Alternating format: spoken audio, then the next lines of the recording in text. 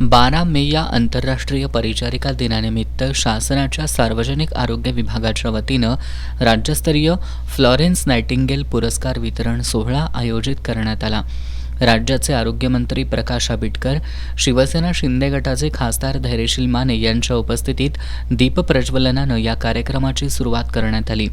यावेळी बोलताना नामदार प्रकाश आंबेडकर यांनी कोरोना काळात सार्वजनिक आरोग्य विभागाचं महत्त्व सर्वांना समजून आलं असं सांगून आरोग्य विभागातील प्रत्येक घटकानं आरोग्य सेवेची आपली जबाबदारी समर्थपणे पार पाडावी असं आवाहन केलं.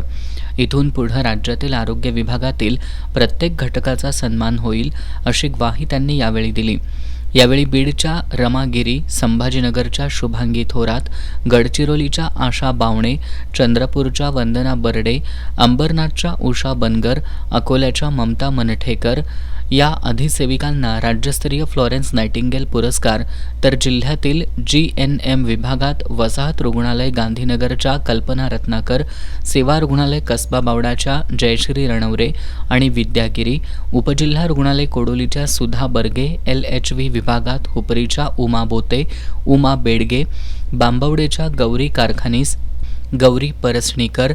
कडगावच्या सुनीता देसाई, ANM विभागात रुकडीच्या मनीषा कांबळे, म्हसरंगच्या अश्विनी वारके, बोरबेट असळतच्या मीता पवार, तांबोळवाडीच्या शुभांगी पाटील यांना जिल्हास्तरीय पुरस्कारानं सन्मानित करण्यात आलं.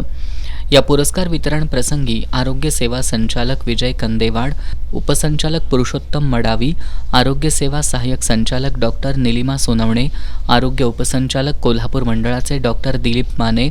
जिल्हा आरोग्य अधिकारी डॉक्टर अनिरुद्ध पिंपळे, जिल्हा शल्यचिकित्सक डॉक्टर सुप्रिया देशमुख यांच्यासह आरोग्य विभागातील अधिकारी कर्मचारी उपस्थित होते.